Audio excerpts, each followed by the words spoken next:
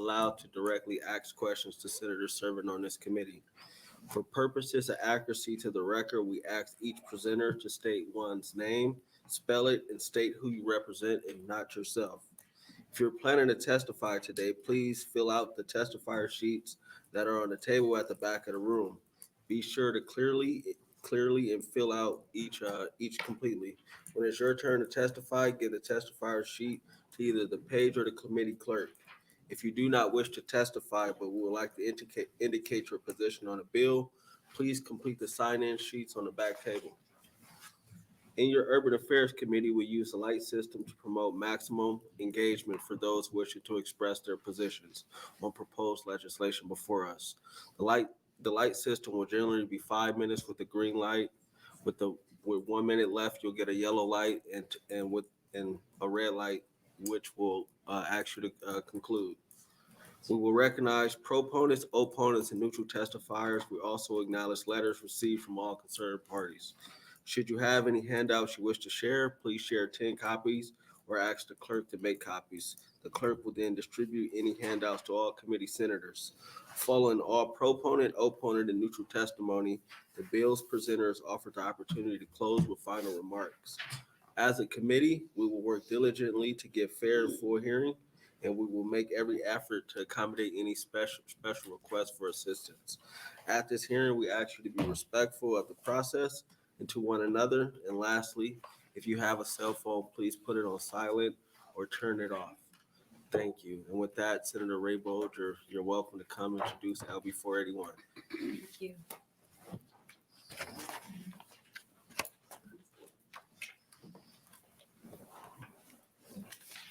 Oh, before you start, and our page for today is Sophia. She's a student at UNL. Sorry. Terrific. Good afternoon. Good afternoon, Chairman McKinney.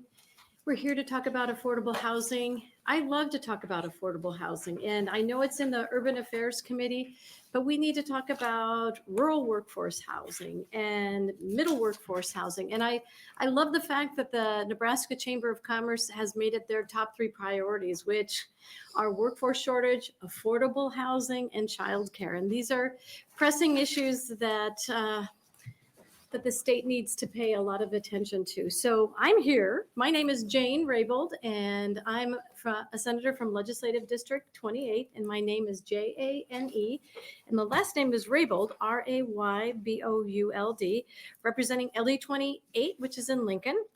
And I'm here to introduce LB481, which would create the Housing Incentive District Act. The purpose of the Housing Incentive District Act is to encourage the development and renovation of housing in Nebraska by authorizing cities and counties to assist directly in the financing of public improvements that will support housing in areas that experience a shortage of housing.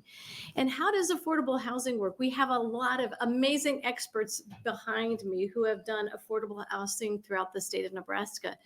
And it's a little bit complicated. You have to work with different buckets of funding from the federal, from the state, from the local authority, and whatever economic development tools you have access to, you have to use them if you want to provide affordable housing.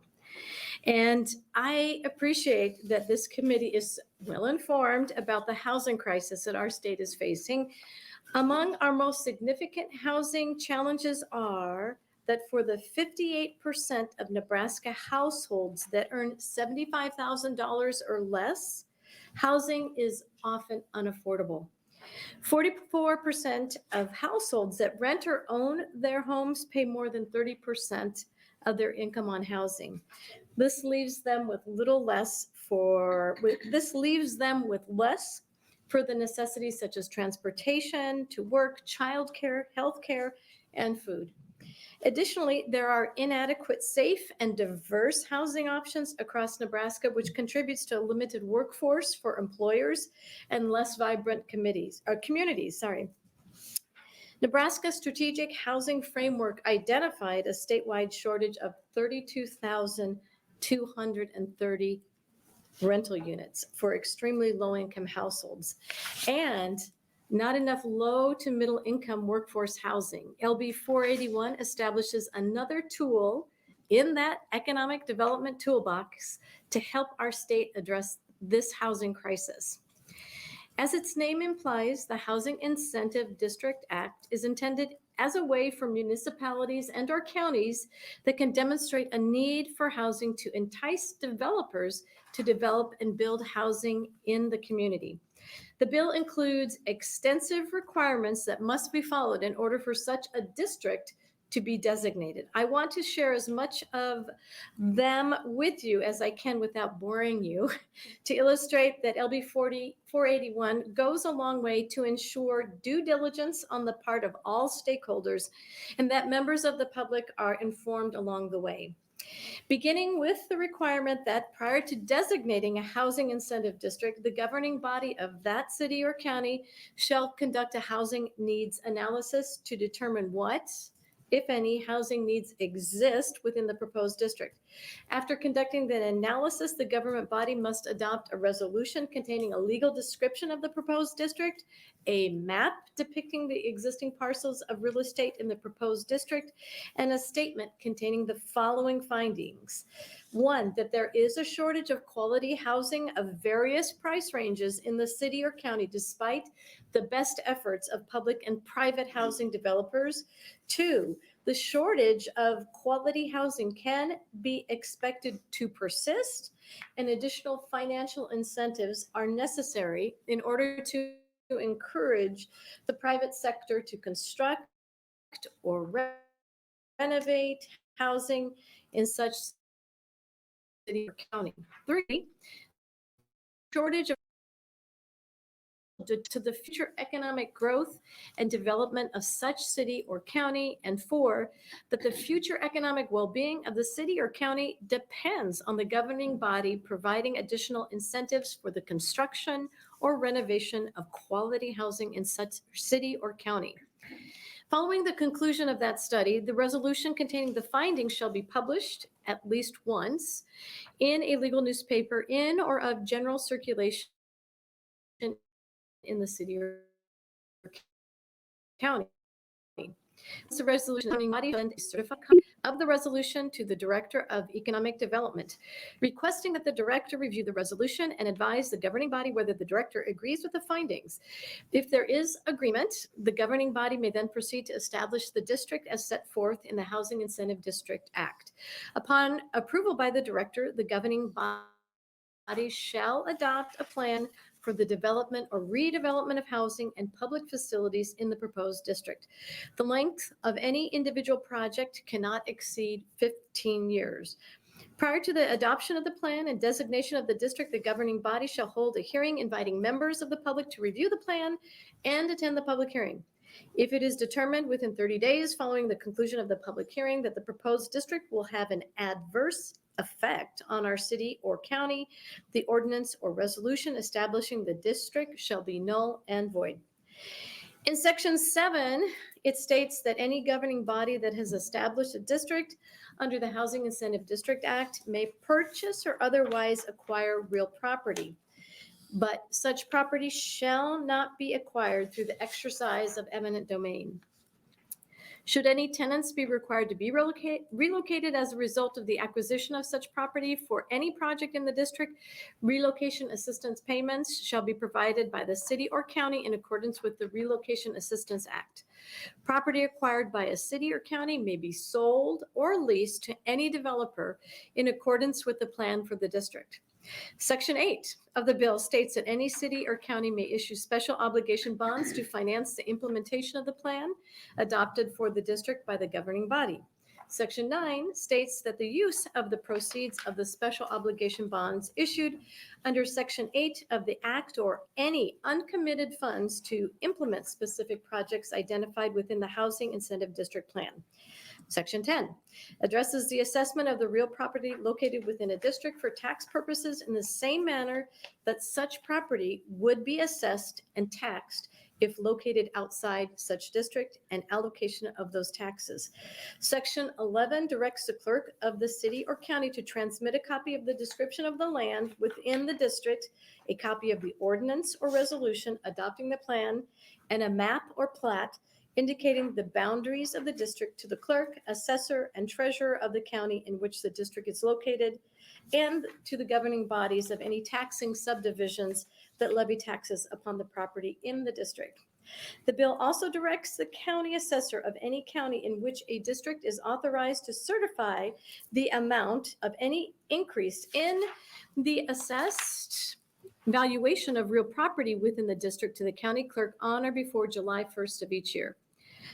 Section 12 gives the Nebraska Investment Finance Authority, NIFA, authorization to develop a program of grants to cities or counties to carry out housing development activities in accordance with the Housing Incentive District Act, and describes the granting process, requirement, and adoption and promulgation of rules and regulations.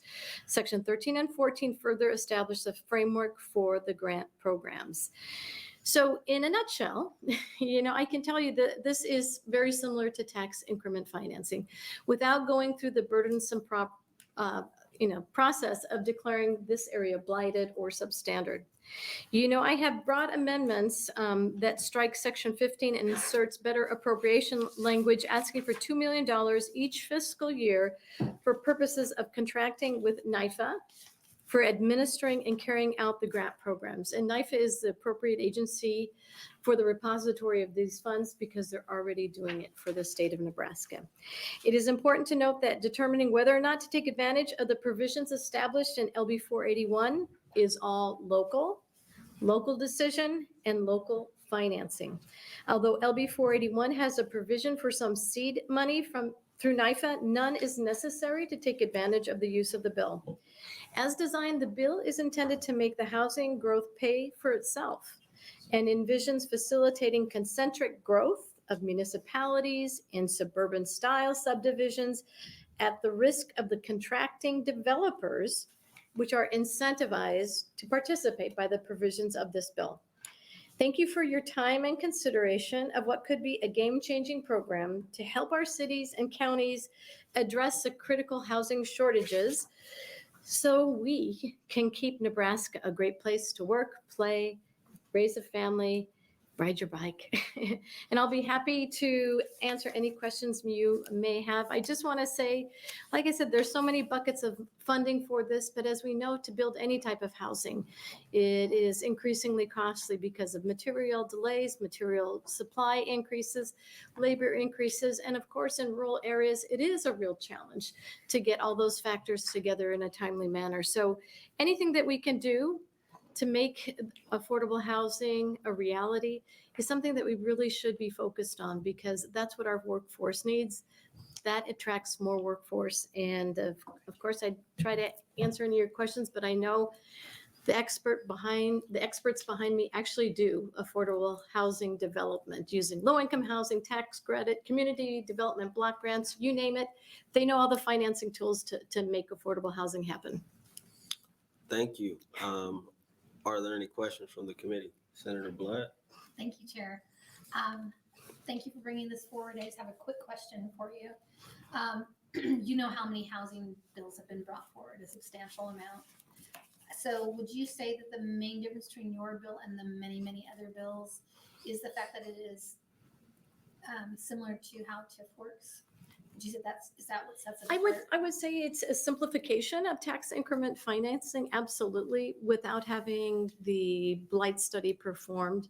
It really gives that local authority more say in the process and a more stake in the process as well, because they're the ones that can best know what areas are the most logical ones for redevelopment. So for clarification, you're saying that's what sets it apart from the other bills? Well, to be honest, Senator Blood, there are so many bills on affordable housing. There are a lot of bills. The one thing I want to say about this bill, I know that this bill is certainly supported by the cities. The counties love it too, although there's some constitutionality issues that we're trying to work through. We know that NIFA certainly supports this because they have been doing this type of development and know how to make this work.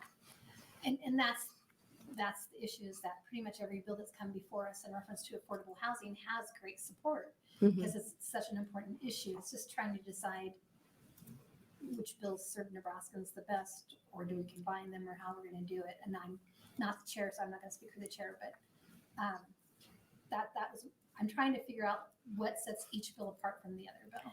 And you know, what I think I hear you saying is that there are so many really good bills, and maybe we should have a consortium over the interim and figure out, okay, how can we really pool our resources and pool the best of all the affordable housing proposals that have hit the legislature, and which are the most practical, which are the short-term ones that we can execute on, what are the long-term ones that we can build on.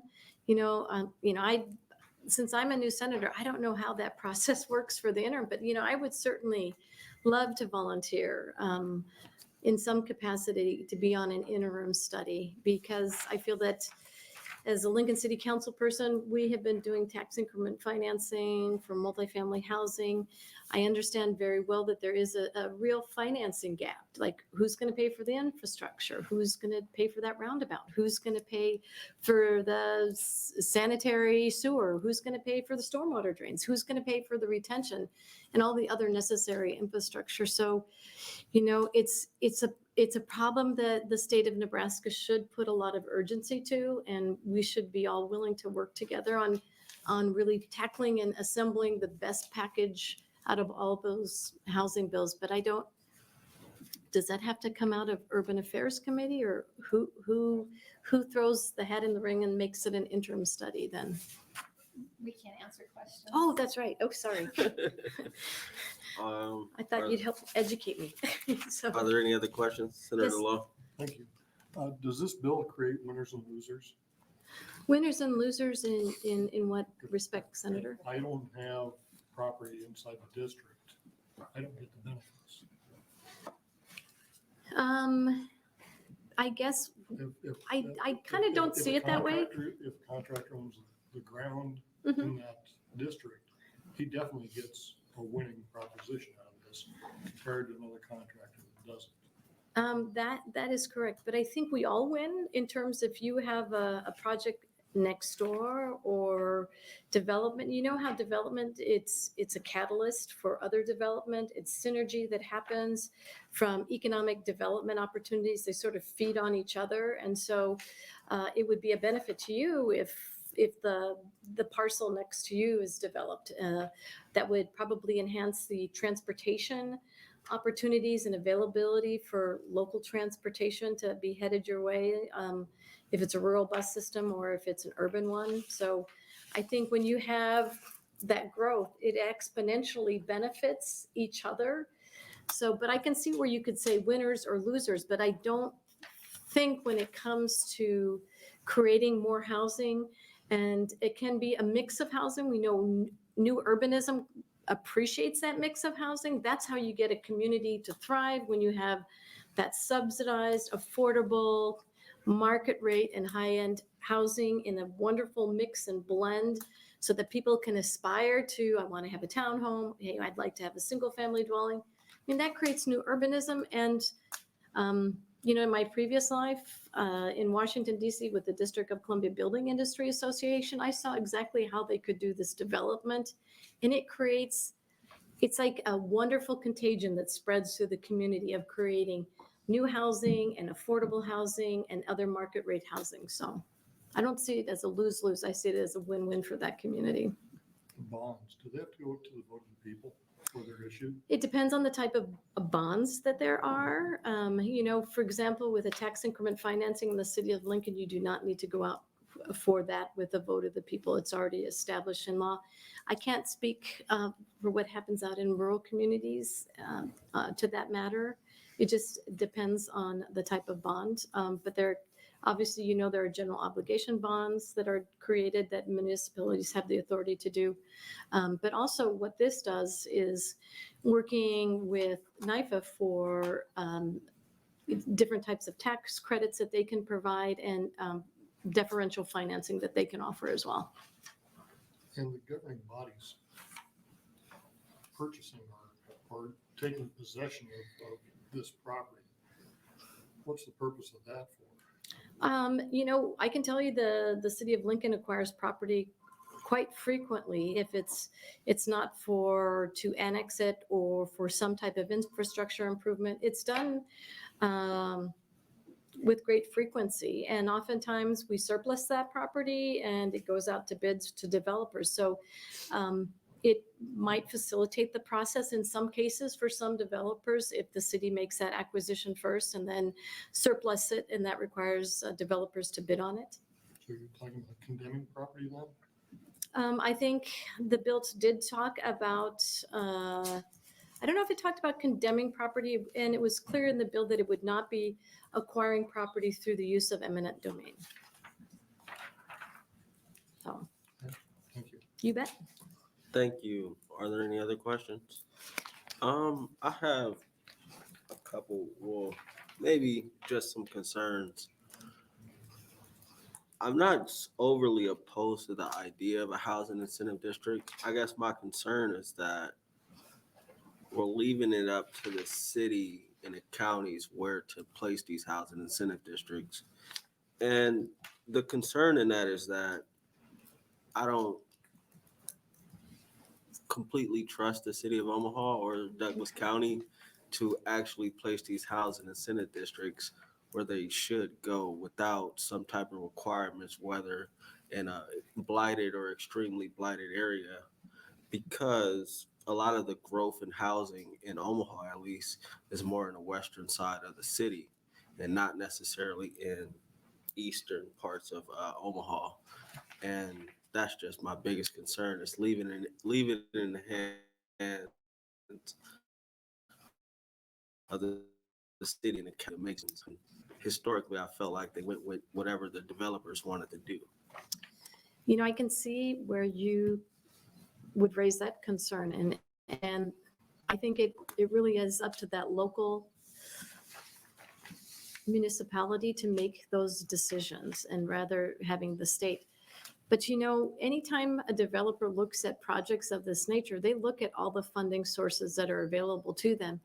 And so it could depend. And I know some of the actual developers behind me probably could answer that question better. It's the incentives that make them take a second look at some properties, and the ease or the complexities of that part to develop too. So I think it's, like you're saying, like there's more land out west and it's being developed out west, but is it being affordable housing?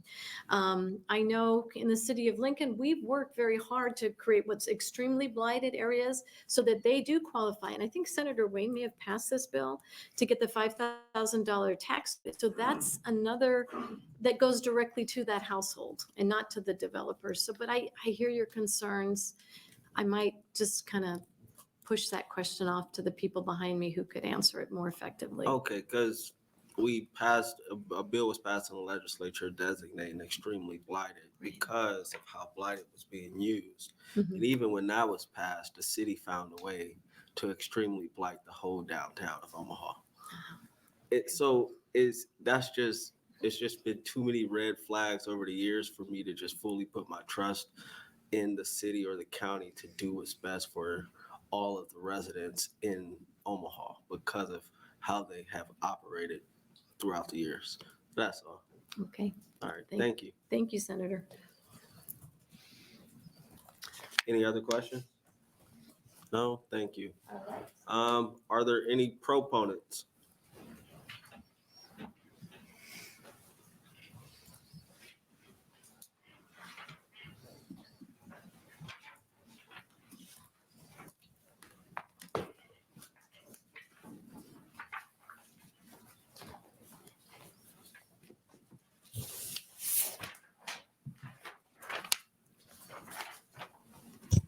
Good afternoon, Chairman, members of the committee. My name is Ward F. Hoppe, W-A-R-D F H-O-P-P-E. I'm speaking personally and on behalf of the Lincoln Chamber in support of LB 481. First of all, let me put things in context. I've been here before. I'm an affordable housing and workforce housing developer and builder. And we do it all over the state. And This bill is intended to give localities a means to give incentive to bring developers like me into their community and take the risks associated with building in, and probably mostly small communities, but even in Lincoln or in Omaha. It is set up the way it is and is not tied to blighted areas specifically for a purpose. There are certain places where development and blight designation don't go together. We just developed a piece of real estate out on South Folsom Street in Lincoln.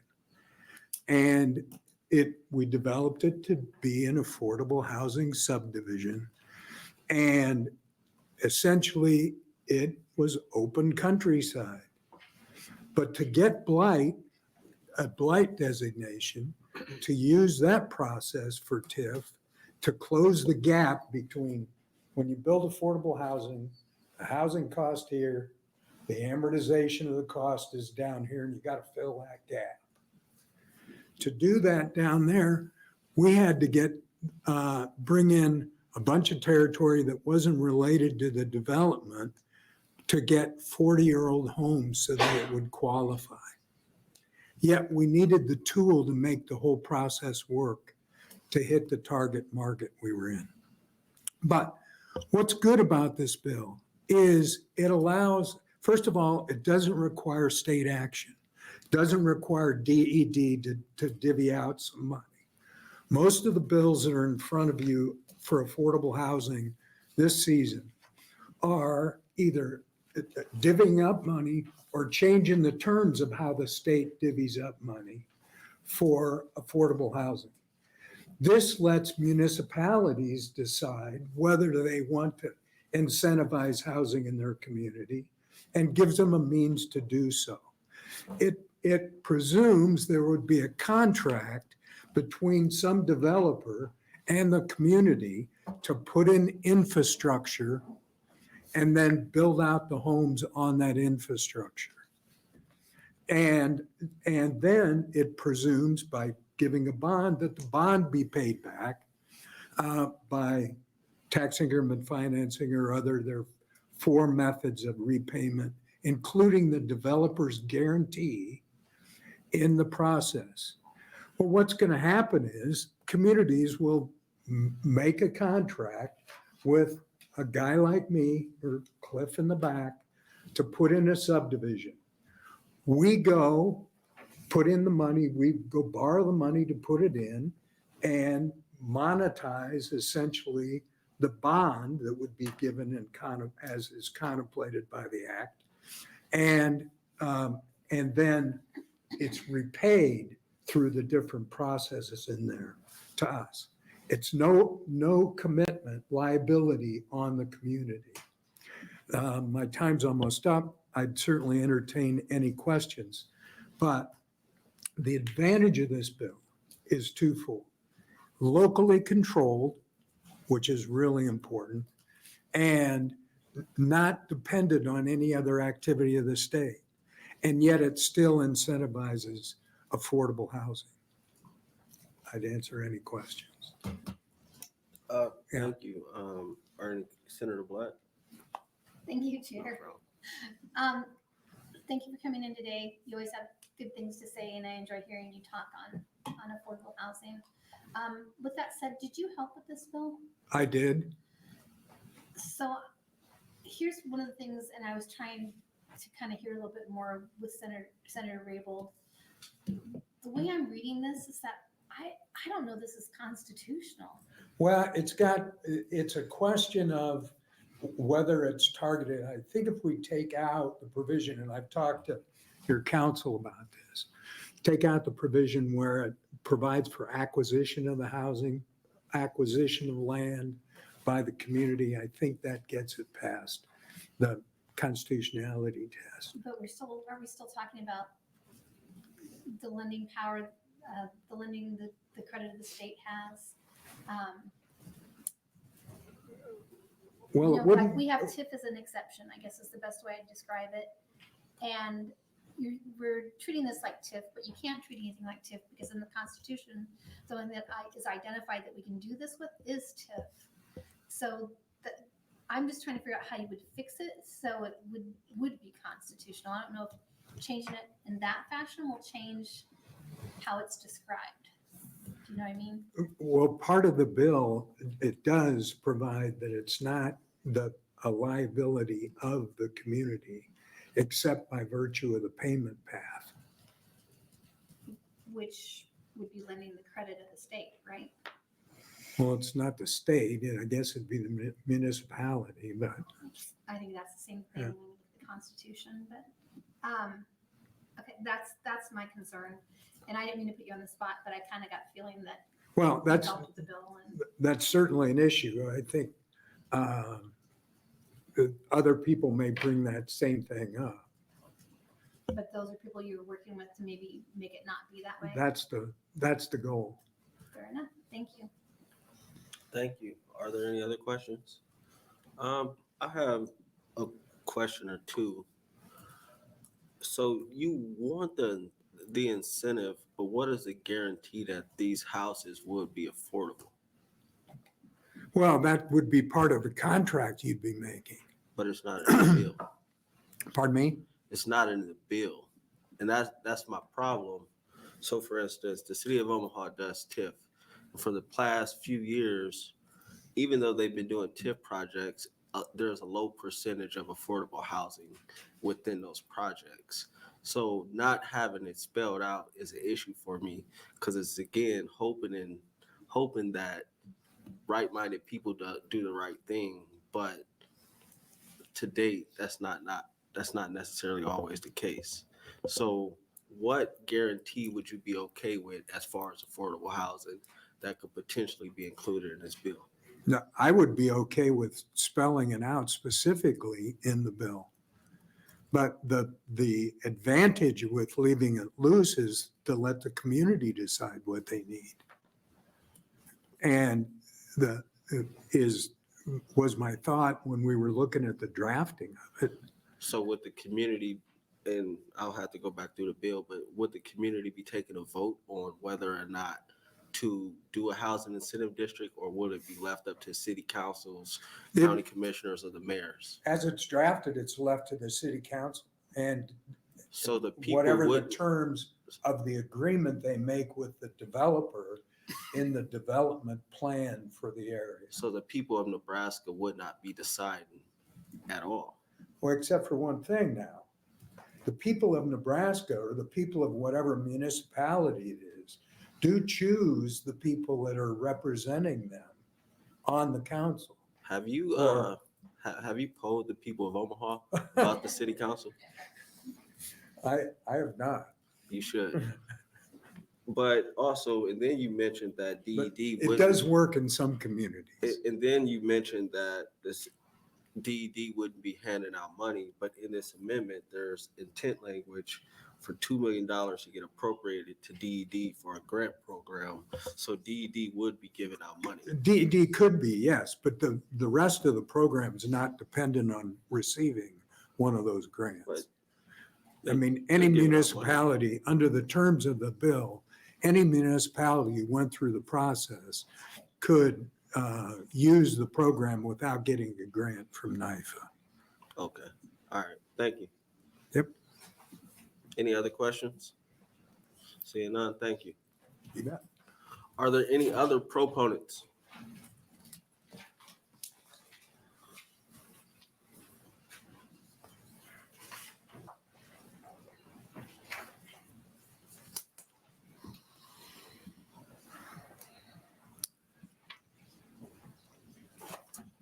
Good afternoon, Senator McKinney, members of the committee.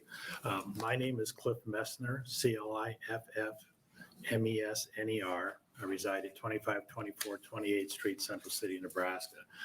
My wife Kathy and I are attorneys turned real estate developers and are the owners of Messner Development Company. In addition to our work, Kathy has served on the Nebraska Commission on Housing for decades. She chaired the Housing Industry Council for Blueprint Nebraska and is part of the core group of the Strategic Housing Council study being done by Knife and Now. We have been doing affordable and workforce housing across Nebraska and Kansas for 30 years. Today, we are actively developing from Fremont in the east to Scottsbluff in the west and 10 or 12 communities in between. We do not work in Omaha or Lincoln, though we have worked in similar communities like Topeka and Kansas City and Kansas. LB 481 is patterned after the rural housing incentive districts in Kansas. We have used that process in Kansas, so we were asked to speak here today. In Kansas, the legislation is restricted to only rural communities. LB 481 does not create those restrictions. We've done more than 80 housing projects of affordable or workforce housing. Because the cost of construction, and particularly the cost of infrastructure, has outpaced the wage in rural Nebraska, the areas where we work, most of our projects require some kind of gap financing. That often is tax increment financing, TIF. LB 480 would replace the use of TIF on those projects with a housing incentive district. It does not create an additional source of funding. It replaces the TIF. In fact, and many times it may produce less incentive than TIF would. This legislation, however, offers two big advantages over TIF. The first big advantage is that it allows the communities to select the appropriate place to develop housing. Currently, the use of TIF, communities have to select an area that's blighted and substandard. And I will tell you that works very, very differently in Nebraska than it does in Lincoln and Omaha. That's part of the issue that's out there. The original concept of TIF was that cities could push to the areas where they had these costs. They had an area in downtown Omaha, for example, where the infrastructure was already in place. That was cheaper to build than it was to go out west, where you had to extend the utilities all the time. That was important historically because historically the cities covered those costs. What's happened, though, is that the cities have decided to shift that cost, and the cities now ask the developers to run the risk of all of that cost. And that has changed the process and shifted the from the taxpayer to the developer. Consequently, the developers a lot of time are looking for ways to buy down that risk, and tax increment financing is the common tool. Moreover, many communities have run out of infill lots, so almost all new development requires a new subdivision. The subdivision is partly difficult because you're putting money out there for things that don't really help your housing. You're putting a wider street in because you have to build for the traffic that's coming down the road. You're putting in sidewalks because you're building for pedestrians coming down the road. You're building retention cells so that your housing isn't causing flooding down the road. None of that really helps the cost of the housing you're building. None of that increases the value of the house that you're building, but it does all cost money. The second big thing that this does is it avoids the language of blighted and substandard. And that is just a political problem because right now we're going in and saying your area is blighted and substandard. Compare that with saying your neighborhood is the area where we want to do new housing. There are two issues I would raise about this. One is a constitutional issue around the blighted and substandard. I'm an attorney. I've talked to 4 other attorneys about this, and the other attorneys were evenly split. 2 of them thought it was a problem. 2 of them thought it wasn't. I think it can be. I think you can draft around it, but it's clearly an issue that needs to be resolved, and you'll have to sort that out before you go very far. The other thing is this legislation requires the consent of the counties. I don't think that's necessary. I think you want the consent of the school districts. The school districts are the one who potentially have the problems. Counties are almost never hurt by the use of TIF or a housing improvement district. I thank you for your time. I'd love to answer any questions you have. Thank you. Are there any questions from the committee? So why do you think the school districts would have concerns? In some school districts, they're at a point where adding a whole bunch of students means they have to add new school building, or they have to expand the process, and that's an expensive item for them. Most of the communities that we're working in, it's just the opposite. They have more school than they have students because they've been losing population. So they're really trying to get students there. But we often go to the school districts and say, where are you? And most of them say, build housing, bring us students. That's what we're after. But there are some school districts out there that don't have the capacity to expand. And you need to consider that when you're using TIF or a housing incentive district. All right, thank you. Are there any questions? No? Thank you. Are there any other proponents?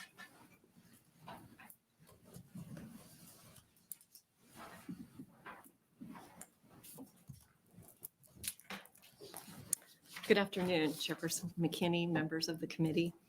My name is Carol Bodine, CarolBodeen. I'm the Director of Policy and Outreach for the Nebraska Housing Developers Association. I'm here to testify in support of LB 481. The Nebraska Housing Developers Association is an organization with over 70 members from across the state. Our mission is to champion affordable housing, and it's our goal that Nebraskans of every income have the cornerstone foundation of a healthy and affordable home. We testify in favor of LB 481 to establish the housing incentive districts within municipalities here in Nebraska. Basically, we're still behind the game when it comes to housing. We have a great need for housing throughout our state, and that's the basic reason that we come in support of this. We realize that there are still some items within this bill that need some work, but we feel like given the depth of the lack of housing that we have throughout the state, that we have to look at innovative ways to make this happen in all areas. We feel like this could be a mechanism that could help to develop affordable housing. With the success of the program in our neighboring state of Kansas, with the information that you've heard from Mr. Hoppe and Mr. Messner, who are both members of our organization, we feel confident that given some additional work and some additional, I guess, working through the legal issues and all of that, that this really could be a valuable tool. So we ask that you continue to look at this, and I know that that the senator we're working with you on that. So, Thank you. Are there any questions? I got one. Yeah. You said you've been doing this type of work for 30 years. the organization Okay. has, yeah. We hear a lot about affordable housing and people coming up saying we're building affordable housing or we're trying to do affordable housing. Mm-hmm. Where have we gotten it wrong as a state? Where have we what? Where have we gotten it wrong as a state? Oh. That's a tough question. I don't know that we have gotten it wrong as a state. I feel like has been a bigger economic issue throughout the country. So I don't know specifically, is there something I can pinpoint that Nebraska has done wrong? From my own perspective, I would have liked to have seen more money through like the Affordable Housing Trust Fund and all of that over the years, just because I worked for an organization that received money from that. And, we always felt like if we could have gotten more money, we could develop more. But I really do believe it's just a more global issue. Every time I listen to the radio, I have NPR and Nebraska Public Media on a lot. And So whenever I hear in the background, whenever I hear something about housing, my little radars go up. And it is just constantly, every state, it's coming to the forefront. So I'm sorry that I don't have a better answer for you to pinpoint it for Nebraska, but just that I feel like it maybe is bigger than us. Okay, when you say it's bigger than us, what do you think are probably the top 2 reasons globally that affordable housing has been an issue for our country? I feel like it is because of the costs to do it. It is difficult for to build something that a middle to lower income person can afford. I know you've probably heard this. I know I've heard it from other testifiers as well, and I have to say that I agree. I feel like costs have increased more than incomes have. And so I feel like the cost of housing has been going up at a higher rate than what our wages have. Okay. So that would be one that I would say. All right. Thank you. You're welcome. No Thank you problem. for the questions. Any other questions? No? Thank you. Thank you. Are there any other proponents?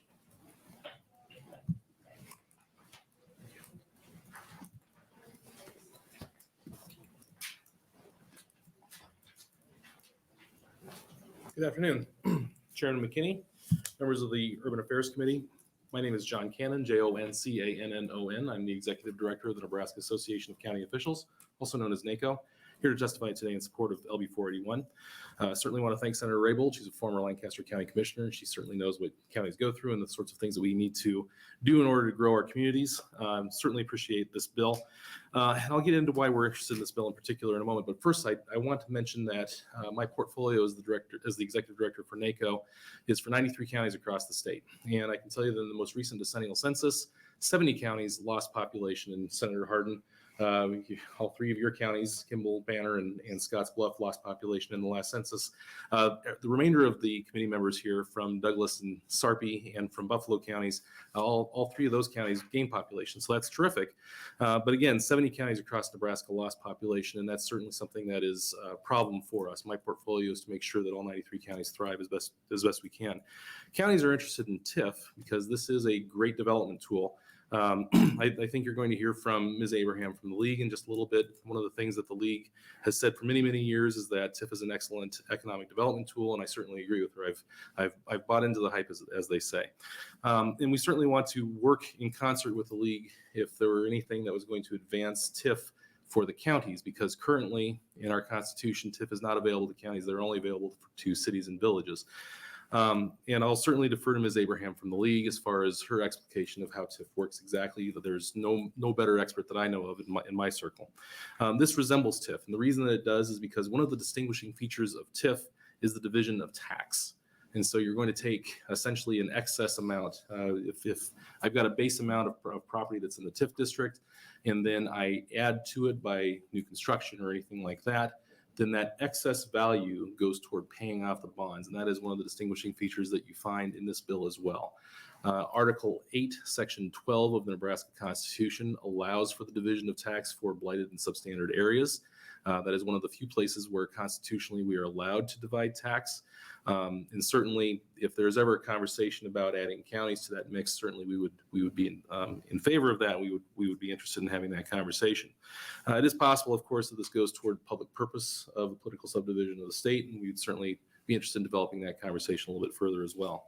If this does not violate Article 8, Section 12, however, we believe that this fulfills the public policy of incentivizing the development of affordable housing, and we would definitely be in favor of it.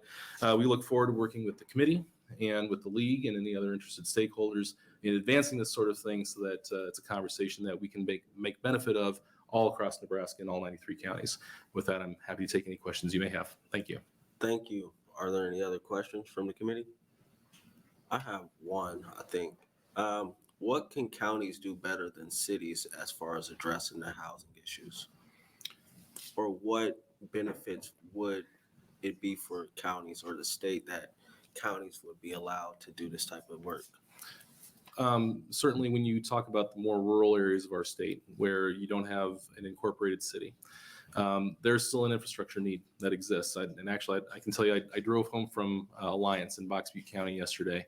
I think I drove through probably about 4 or 5 different unincorporated communities as I was driving down Highway 2. And each of them still had infrastructure. Each of them had roads and bridges, all the sorts of things that we associate with living in the community, such as a city. The development of those sorts of things is not cheap. And certainly when you have an unincorporated community out there in rural Nebraska, that's something where the county should be able to step in and assist or supplement the efforts to develop that kind of infrastructure that those communities need. All right, thank you. Yes, thank you, sir. Any other questions? Thanks. Thank you all very much. Are there any other proponents? Are there any opponents?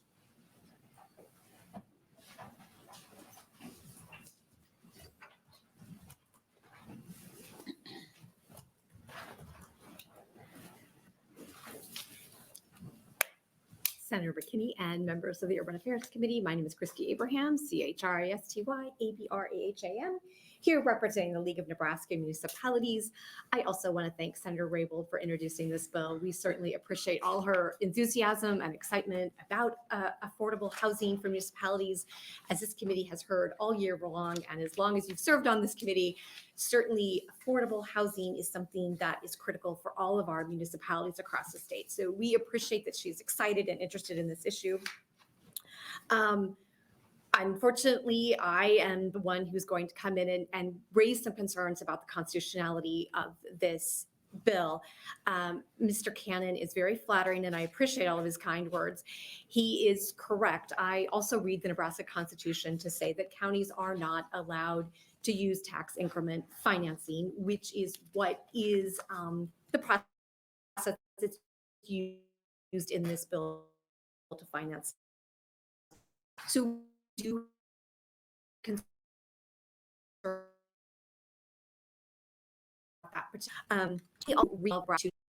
about that particular provision. We also read Article 8, Section 12 of the Nebraska Constitution to require that the areas that tax increment financing is used has to happen in substandard and blighted areas. As we read LB532, there isn't anything in this bill that says it has to happen in a substandard and blighted area. It could happen anywhere in a municipality. So we are concerned about those two things. Like the other testifiers, that we are with the committee at Raybould to take some of those concerns away. But at this point, we are going to be opposed to this bill because of our concerns about the constitutionality. Thank you. Are there any questions? Senator Blood? Thank you, Chair. It's nice to see you again. It's good to see you, Senator. So here's where I'm confused. So we're being told it's not TIF, but it's like TIF. But one of the reasons, like it looks like a duck and quacks like a duck kind of thing. So, I mean, when I read it as TIF without the special circumstances. And then if indeed it is TIF without special circumstances, is it still not constitutional, or is it not constitutional because it still looks like a duck and quacks like a duck? No, I appreciate that. And as I read 481, the property tax increment is one of the ways in which this housing can be funded. Right. And I brought it up because I thought, Senator Blood, you might have a question, and if not, you, Senator Kavanaugh. So what Article 8, Section 12 says is for the purpose of rehabilitating, acquiring, or redeveloping substandard and blighted property in a redevelopment project by any city or village, this is what you have to do. So I think it's clear just in the first sentence of the Constitution, it has to be used in substandard or blighted areas. And what the community development law does is it defines what substandard and blighted is. And then, as you know, you have the whole community development law that outlines how to use TIF. Because TIF is the exception in the Constitution. Right, and that's exactly right. That's what Article 8, Section 12 is. It is an exception to the overall rule of lending the credit to the state. I can never remember that sentence, lending the credit to the state, because it never seems grammatically correct, so. Yes, yes. All right, thank you. You're welcome. Thank you. Are there any other questions? No, thank you. Thank you so much. Yep. Are there any other opponents? Is there anybody here to testify in the neutral? No. Senator Raybould, you're welcome to come up. And for the record, there was letters, two proponent letters in support, 1 opponent letter, and 0 neutral. Thank you all very much. I want to thank all the folks that came to testify on this. We know creating affordable housing is a urgent need in our state, and I appreciate the comments that we can take with us and work out some of the kinks that they have clearly identified and hopefully bring something back, certainly maybe this year or certainly for the next session that we have, that we can work with the other bills that have been presented. All right, thank you. Any questions? Seeing none, thank you. Thank you all for your time. That closes our hearing on LB 481. Senator Black.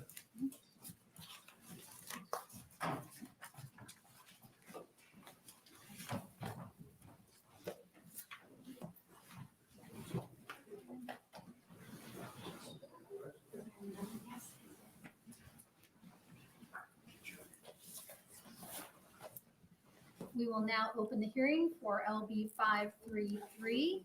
Welcome to your Urban Affairs, Senator McKinney. Thank you, Senator Blood, and good afternoon, members of the Urban Affairs Committee. My name is Terrell McKinney, Terrell McKinney, and I represent District 11, which is in North Omaha, and I'm here to present LB 533. Firstly, for cities of the primary class, LB 533 would modify the quantity of city members on the plumbing board from 5 to 7 members. Secondly, for all cities and villages, the bill also updates licensure requirements for plumbers by allowing the aforementioned municipalities that have not established a plumbing board from requiring the licensure of plumbers.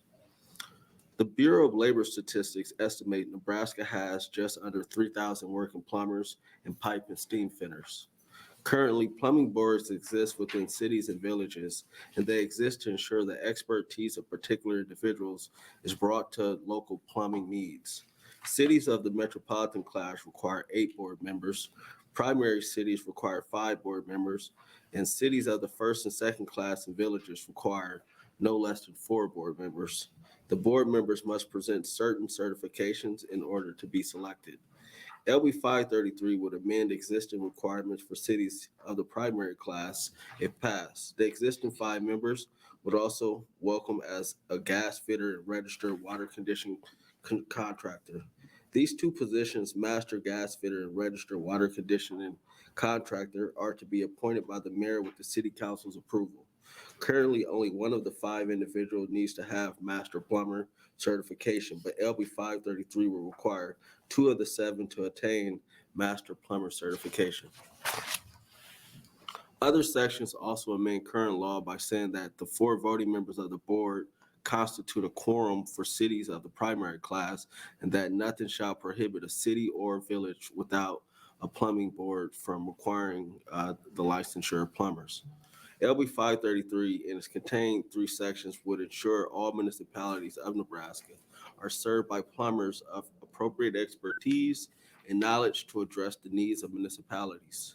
If we are to ensure long-term safety and health of our communities, it is important we focus our attention on the boards of professionals we curate. With that, I'm happy to answer any questions. Thank you, Senator McKinney. Are there any questions? Senator Kavanaugh. Thank you, Senator Blood. Thank you, Chairman McKinney, for bringing this bill over here. So this, I'm just reading it looks like it adds the master gas fitter and water conditioner to the city of primary class, but not the metropolitan class. Is that on purpose, or am I misreading it? Or is there a reason for that? I guess somebody coming behind us can answer that question. I'll save that question. Okay. Thank you. All right. Any other questions? All right. With that, we'll move on to proponents. Thank you. Thank you, Senator McKinney. Any proponents to LB 533?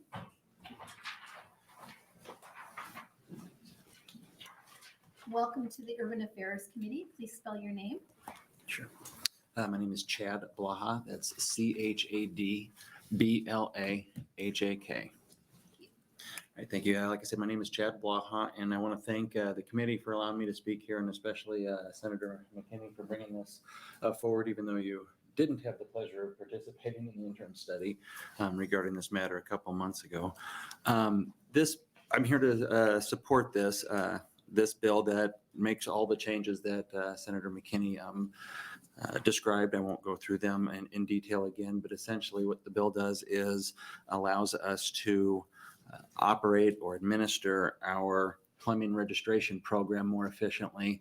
I wasn't going to speak, but I can address that question about the water fitter or the water conditioner and the gas fitters.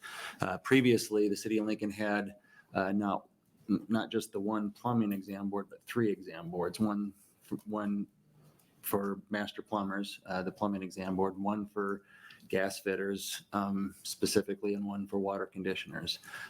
We felt it was more efficient to combine those expertises into the one board, and that's why we asked to have those 2 specific types of folks added to our plumbing exam board.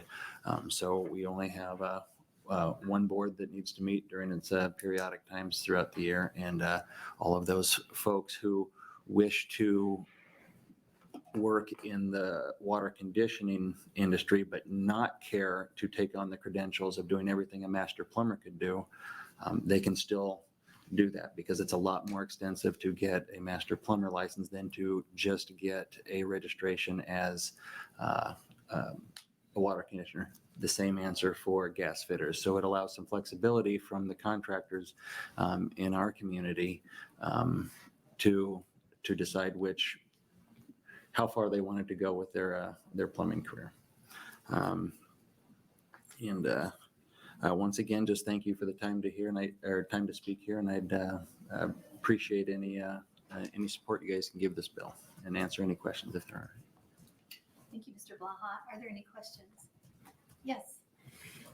Question, has it gotten messy to work through 3 boards? Is that why one board seems simpler than 3 boards, but can you kind of paint a picture in terms of? Well, there was 3 boards that took our chief plumbing inspector had to operate and chair or administer in 3 separate meetings throughout. We meet quarterly, so that was 3 meetings quarterly. Now, each quarter, there wasn't always a gas fitter taking a test. There wasn't always a water conditioner contractor taking a test. And so they didn't always have 3 meetings each quarter. But when there was those additional, persons, they had to do multiple meetings during those quarters. And so combining the boards is much less time involvement for our staff. Any other questions, Senator Kavanaugh? Thank you, Senator Wood. Thank you for being here responding. Thanks for answering that question.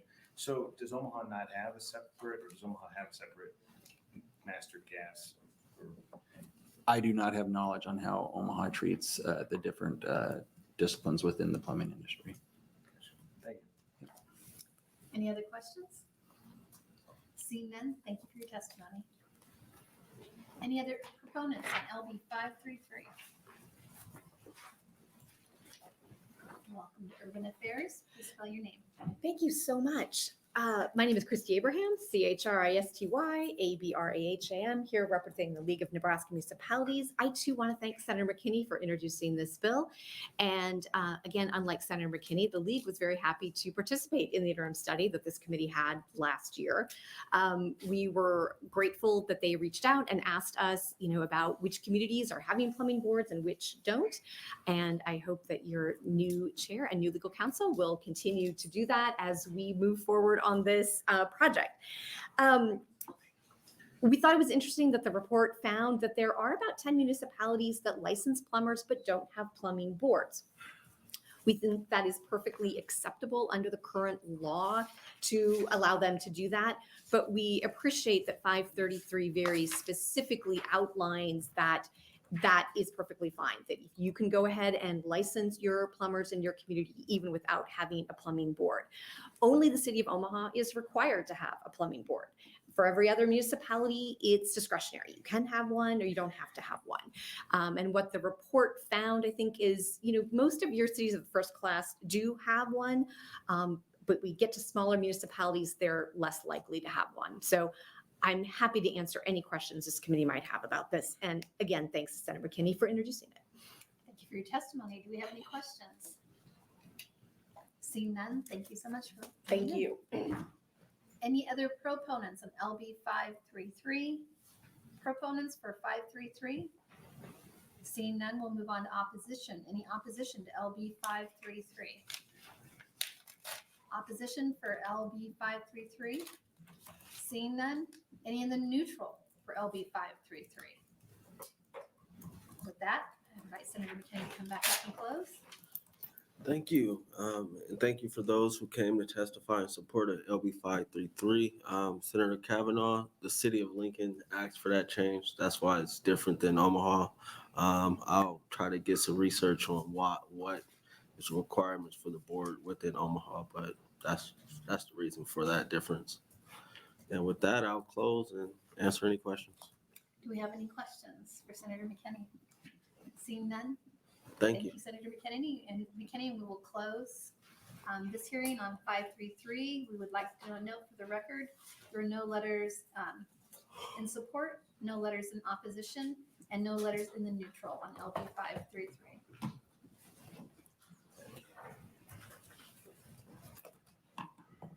Now we'll open up with AM 861, Senator Wayne.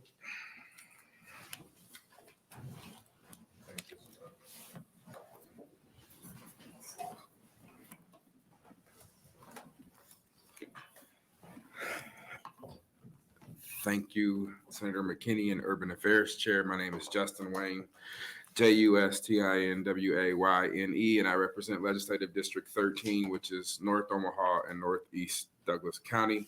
And first, let me say I am so glad I am not dealing with plumbing codes and plumbing boards. I will not miss that issue.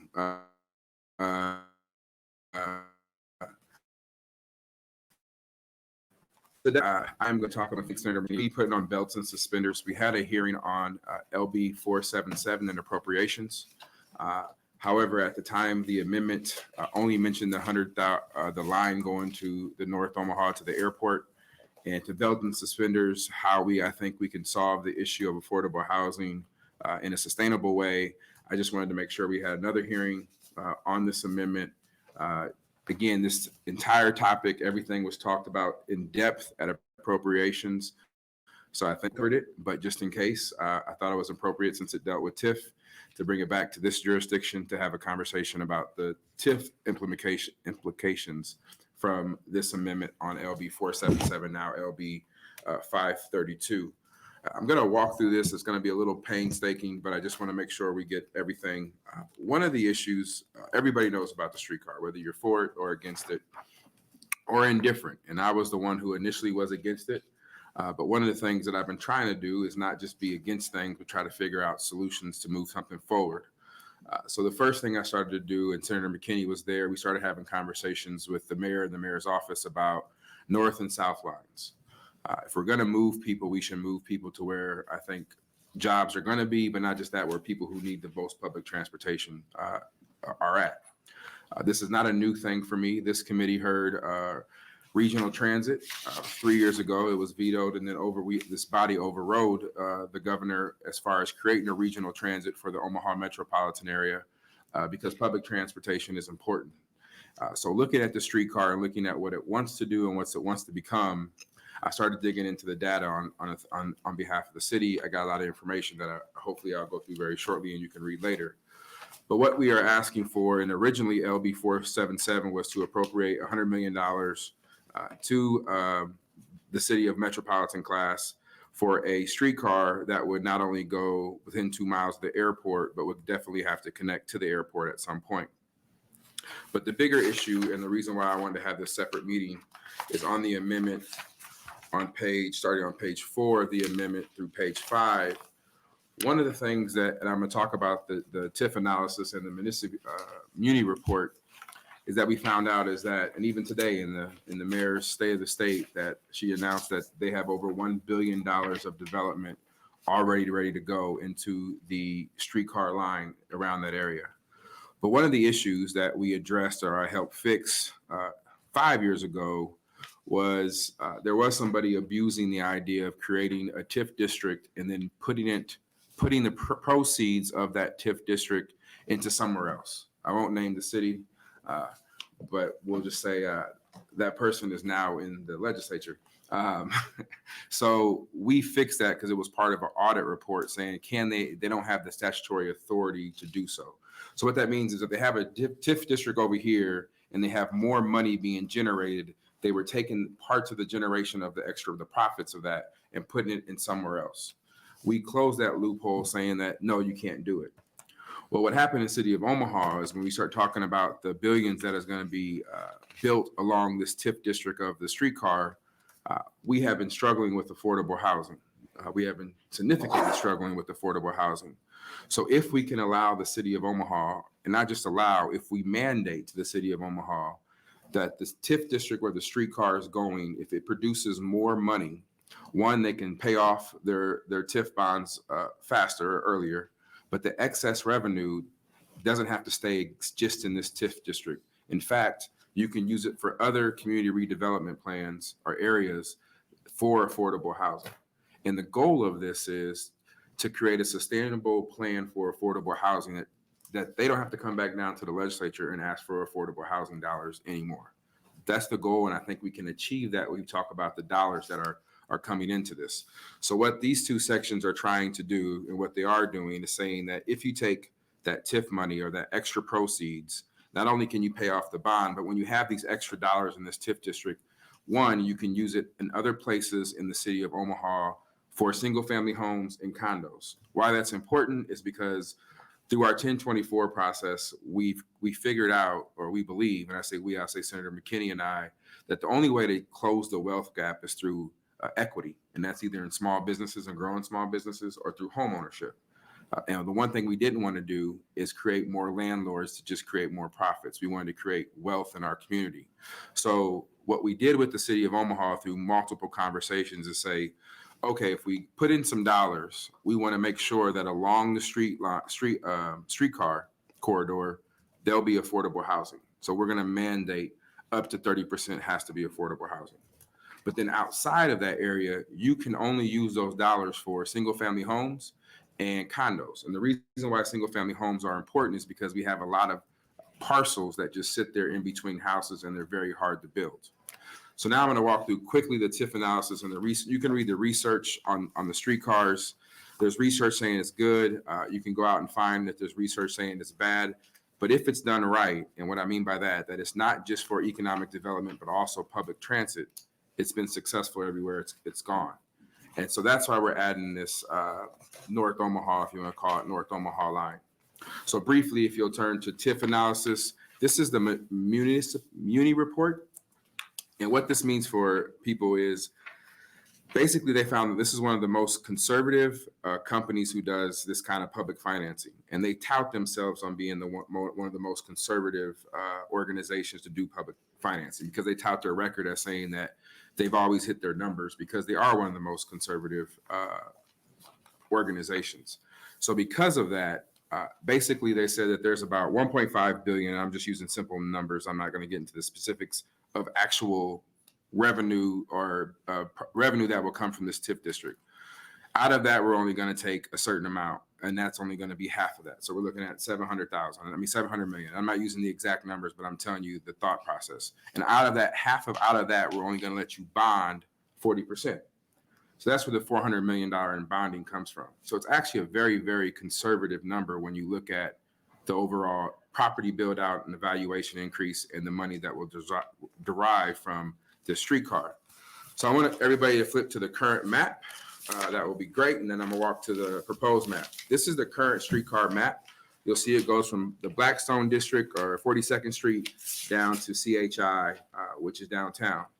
This corridor has over $1 billion of on the books getting ready to start investment. The problem with that is if it takes off, that entire TIF proceeds are stuck in this area per statute. So they'll have extra money that they can't do anything with except for pay off their bond early, which they can still do, and they'll have leftover evaluations. And so instead of the city of Omaha coming down every year and the Metro coming down every year for the middle income housing tax credit or the middle income housing grant that I passed along with this legislature, is we can almost probably remove that in the next 5 years, because if we take this extra proceeds and allow it to go in North and South Omaha, it'll sustain itself through affordable housing. And how I wrote this bill is every new line that would apply to.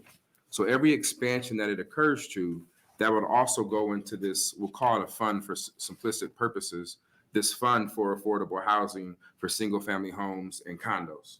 I think one day we could expand it to apartments. I'm not there yet because I'm not into creating more landlords. I'm trying to create equity and wealth in this community. So the line that we're proposing on the proposed line where it says maps is pretty simple. And there's two, one at a large scale and one at a very detailed scale. The large scale is basically, it'll start from the downtown line and go down Florence Boulevard, 19th Street.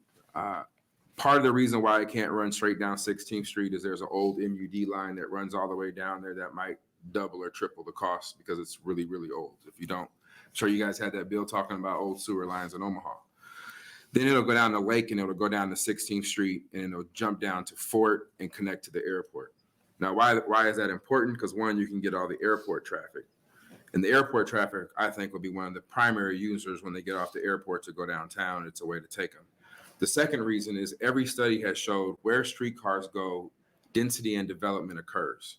This body, to a 47-1 vote, said the airport park is a district that we want to invest in as a state. We've already set aside $65 million there. I think this year Senator McKinney is going to ask for an additional 40 due to inflation and some other things.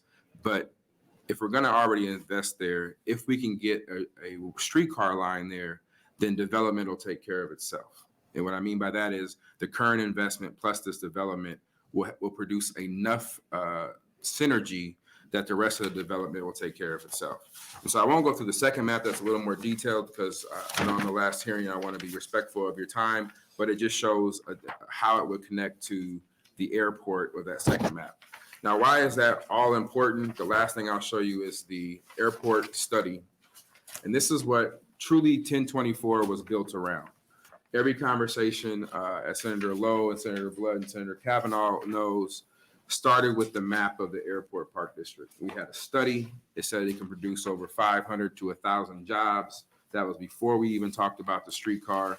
And so where that line would run through is just north of that yellow section. It would actually run along the yellow section on the north side, and it would run directly through the white part that is all white and highlighted in blue.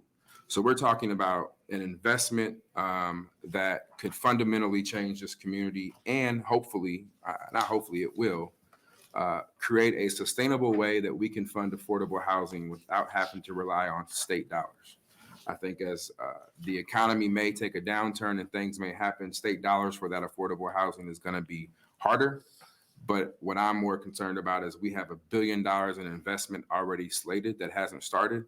We need to capture those dollars and be able to use those dollars for affordable housing. And the one thing I believe in is local control until I don't. I'm just being consistent. I like local control until I don't.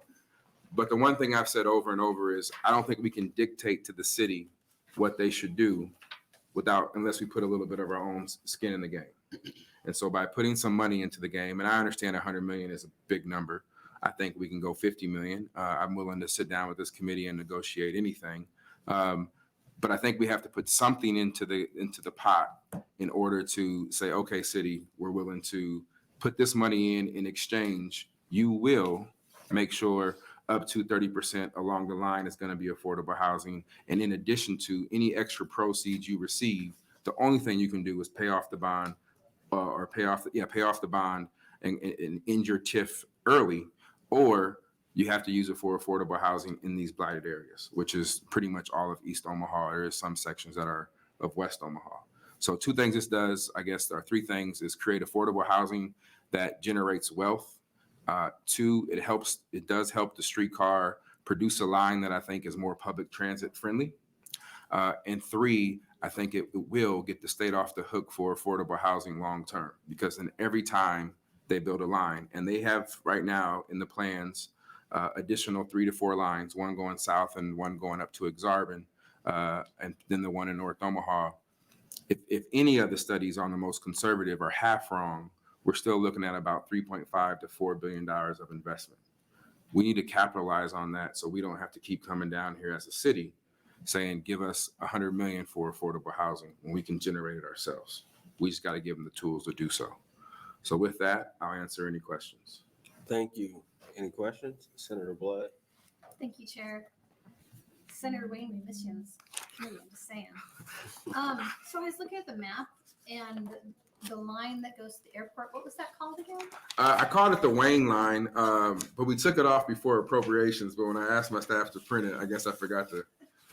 Yeah, we'll leave it the Wayne line for this demonstration purposes. I called it proposed line. I made a change, but I forgot. I just wanted to clarify, I didn't know that was part of the deal that we had to name. No, it is after not part of the you, deal. Trust me. or, They will not name anything after me in the city of Omaha. So now that I'm done harassing you, I actually have a real question. Yes. So a lot of what you and Senator McKinney have been working on are generational wealth, which Correct. is so important to both North and South Omaha, especially, and quite frankly, the last 2 generations, regardless of whether they're from the Black and Brown community, Right. but especially from the Black and Brown communities. So do you feel that better access to this type of transportation is going to also make better jobs more accessible to those areas, in addition to the benefits that we can see with housing? Yes, and two reasons why. Once we continue to develop the airport park, two, those will be light manufacturing jobs. We have 5 companies that have committed to coming down to produce about 250 jobs. All of them paying at least $50,000. But one of our biggest issues is access to transportation. So by running this line, we are connecting people to those jobs and connecting people to downtown. So I do think it solves the job issue. And by allowing the city to create this fund, and I'm using this word fund as just a term, but allowing them to set aside money for affordable housing will solve the infill problem we have north and south Omaha, where we just have houses and one lot in them. And so it makes it kind of harder when you talk about cost to scale up that kind of cost for just one house. So I do think it solves both. Thank you. Any questions? Senator Lowe? So did you give appropriations the same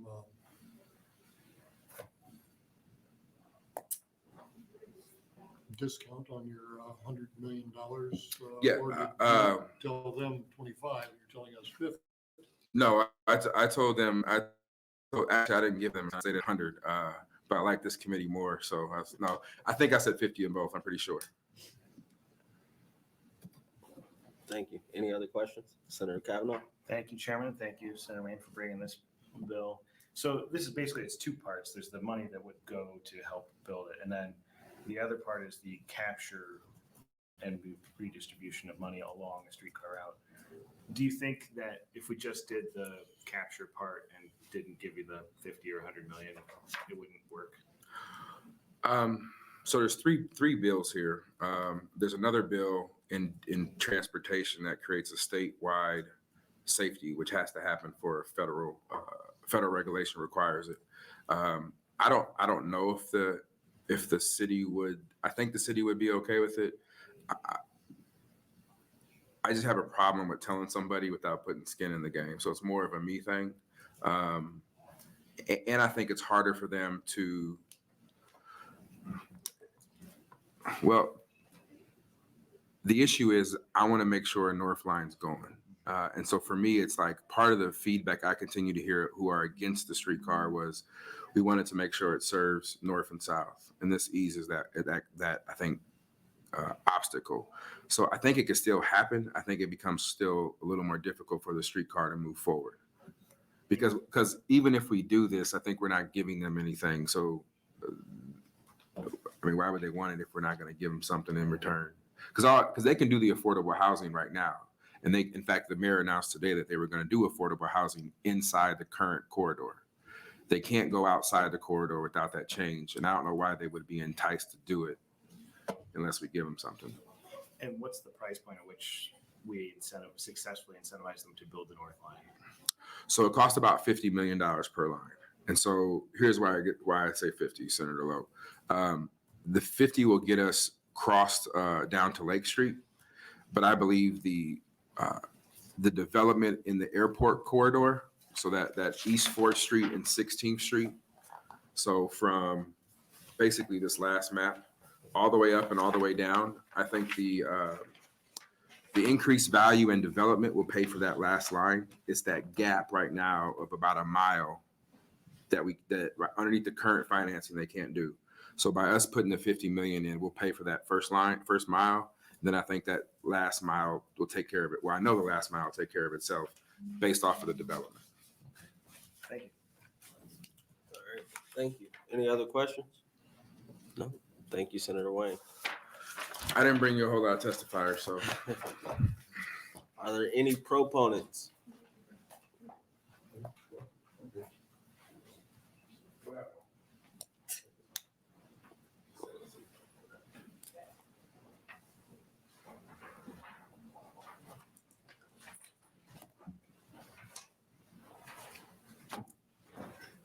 Good afternoon, Chairman McKinney, members of the Urban Affairs Committee. I'm Jennifer Taylor, JENNIFERTAYLOR. And I'm Assistant City Attorney with the City of Omaha. I will not take up very much of your time, but I would just like to express the city's support of Senator Wayne's amendment and the efforts he's making there to create affordable housing in North Omaha and extend the line north. We're very supportive of that, and I'm happy to answer any questions. Thank you. Are there any questions? Senator Kavanaugh? Thank you, Chairman. I was afraid of that. You're afraid of that? Well, all right, if it's too hard a question, feel free to refuse to answer. Happy to answer. Same question I asked Senator Wayne, what's the price point at which the city will actually successfully incentivize the city to build this line? The North Line, the city is already starting to try and work towards figuring out exactly how to build that line and what that line will cost. I can't say if it has to be that or more or less. I think Senator Wayne's correct in that trying to find the gap between what can be funded by the development that will come from that line and what the cost of the line is. If that's accurately $50 million, that's probably what we would need to incentivize that. We have always stated that we will try to, that we will build these lines with the development that comes from the line and not from any general fund taxpayer dollars. So if we were to be short in that amount of money that would be verified along the line, yeah, we would need some assistance. So what I'm hearing is the city wants to do this, but it's perhaps on a much later time scale than the current line. Is that what it sounds like? Well, the current line, we already have the alternatives analysis. We've already gone through 30% design. We've actually engaged 100% design and a contractor. So the existing line is obviously going to, by timing alone, going to be built before North Omaha line. However, we are building the current line or intend to build the current line in a way that can be extended very easily. Looking at building the vehicle maintenance facility so it can accommodate an extension. So what we're doing now will actually put into place what is necessary in order to extend it. Okay. And just so if I remember, the plan is to basically get the current line, the Farnham Street line we're talking about, like 2026 is the timeline we're talking about? Yes, that's correct. And do you have any idea of what a timeline would be for North Line?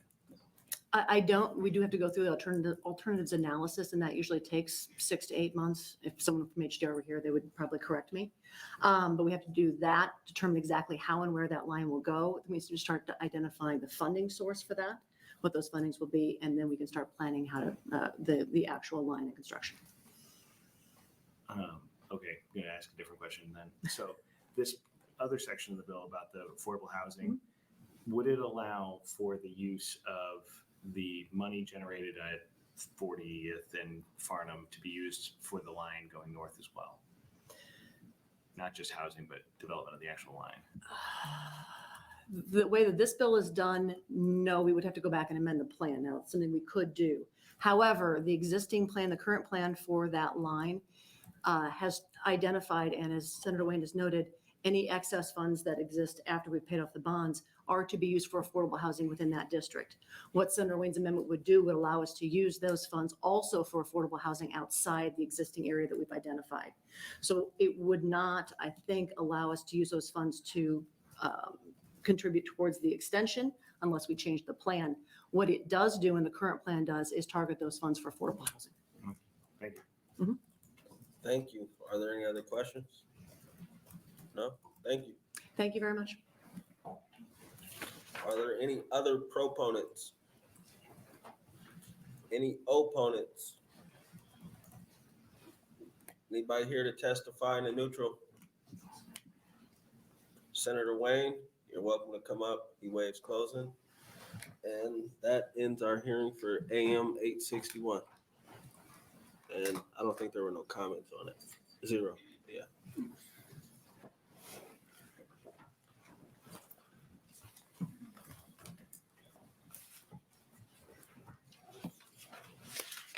It's cold in here today. Okay.